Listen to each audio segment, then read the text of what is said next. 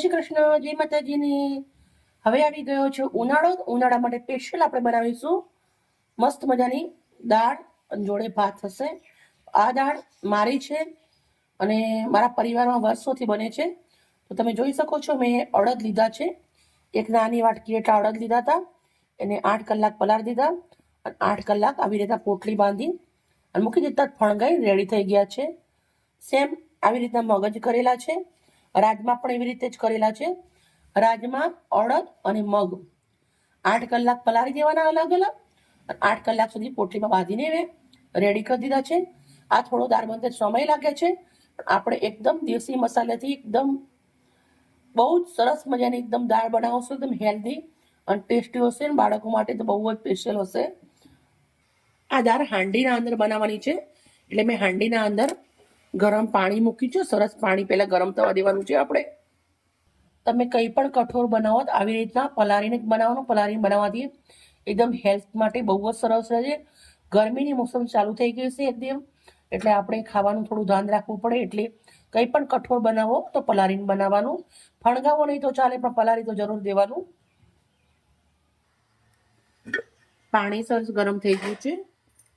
હવે આપણે અંદર થોડું મીઠું નાખીશું. 1 ચમચી મીઠું નાખ્યું છે.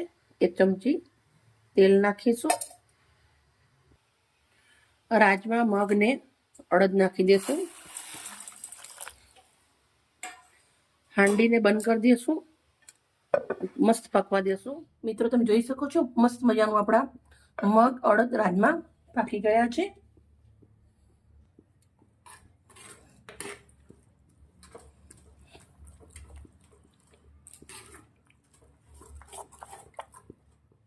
આવી રીતે પહેલા થોડા ચમચાથી દબાવશું આપણે. ચાલો ગેસ જ છે. મેં આ દાળ 1 કલાક સુધી પકાવી છે. આવી રીતે ધીમા તાપે આવી રીતે કઢવાઈ લઈ લીધી છે. હવે આપણે ગેસ ઉપરથી નીચે ઉતારી દઈશું. આનાથી સરસ મજાનું દબાવશું.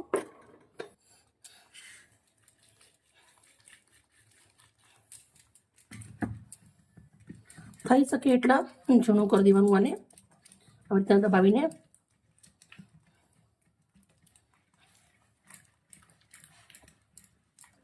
મહેનત વધારે હોય છે. ખાવામાં એકદમ હેલ્ધી સાથે ટેસ્ટી હોય છે.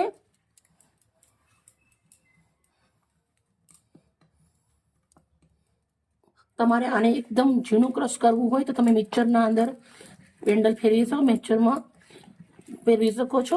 પણ આવી રીતના મારા ઘરે જેવી રીતના વર્ષોથી બને છે એવી રીતે જ હું બનાવું છું. થોડી મહેનત સાથે થોડું ચાવવામાં આવે તો મજા આવે, એટલે હું આવી રીતના દરદરું રાખીશ. મસ્ત થઈ ગયું છે. મિત્રો તમે જોઈ શકો છો, મેં અડધો ગ્લાસ પાણી રેડ્યું છે. સરસ મજાનું રેડી થઈ ગયું છે. તો આપણે એક મસ્ત મજાનો વઘાર કરવા માટે તમે કંઈ પણ કઢાઈ મૂકી શકો છો નાની. હું તેલ નાખું છું. 1 ચમચી તેલ નાખવાનું છે.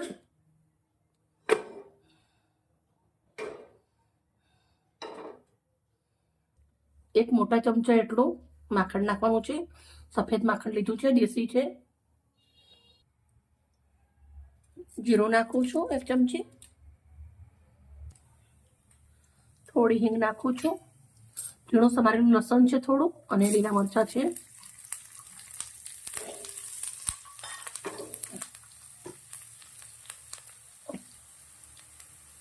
તમારી 2 ડુંગળી નાખું છું. આદુ મરચાં લસણ વાટેલા નાખું છું 1 ચમચ.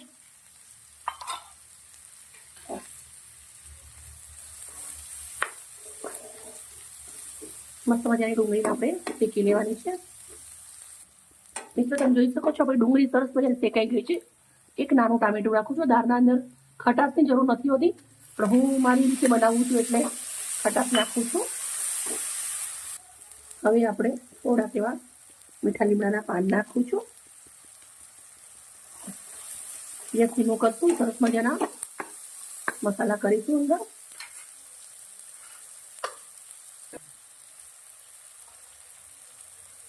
કાશ્મીરી મરચું નાખું છું. હળદર નાખું છું. થોડી એવું મીઠું નાખું છું. મીઠું જ્યારે આપણે દાળ રાજમાં વાગશે ત્યારે નાખ્યું હતું અને એ હિસાબથી ઓછું નાખવાનું છે. સરસ મજાનું મિક્સ કરી લેશું. મસાલા 2 મિનિટ એકદમ ઝંઝનાટી મસાલો બની ગયો છે. તો આપણે થોડું એવું શેકી લેશું મસાલાને તેલના અંદર. મસાલો મસ્ત શેકાઈ ગયો છે. હવે આપણે ગેસ બંધ કરી દઈશું. મસાલો સાઈડમાં લઈ લેશું. ગેસ ઉપર હાંડી મૂકીશું. ગેસ ઉપર હાંડી મૂકી દીધી છે.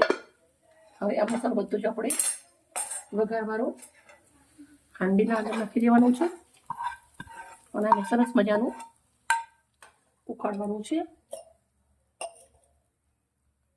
થોડું પાણી લીધું છે આવી રીતે મેં અંદર નાખી દઈશું. મસ્ત મિક્સ કરી દઈશું અને આને 10 મિનિટ સુધી આપણે ઉકાળવાનું છે.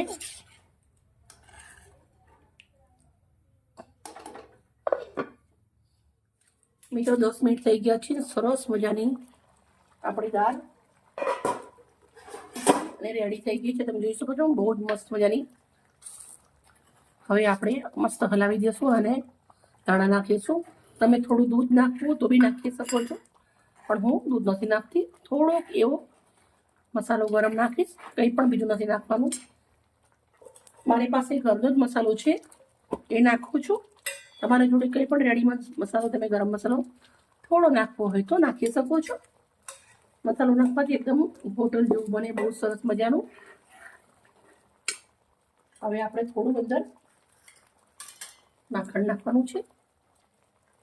ચલો, આપણી દાળ તો બનીને રેડી થઈ ગઈ છે. આપણે સર્વ કરીશું, પણ હું એક નાન બનાવું છું જોડે. મેં નાન વણીને રેડી રાખી છે, તમે જોઈ શકો છો. પણ કેવી રીતના શેકવી એ હું તમને બતાવીશ. તવો મૂક્યો છે ગરમ. નાનની આવી રીતના હાથના ઉપર લઈ લીધી છે અને હવે આપણે પાણીવાળો હાથ કરવાનો છે. અને હવે આપણે પાણીવાળો હાથ કર્યા પછી આવી રીતના તવાના અંદર લગાવી દઈશું.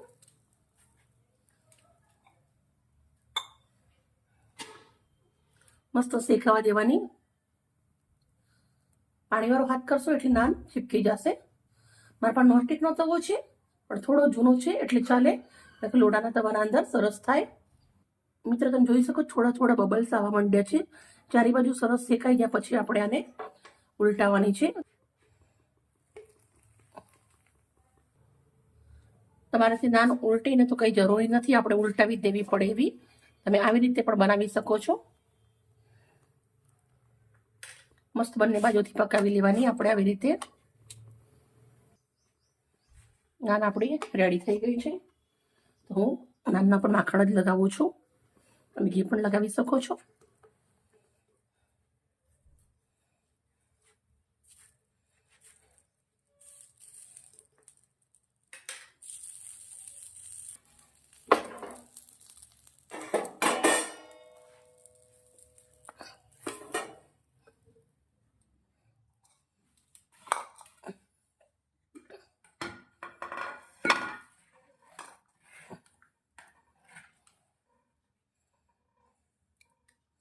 આપણે આવી રીતના એક બાઉલના અંદર લઈ લેશું.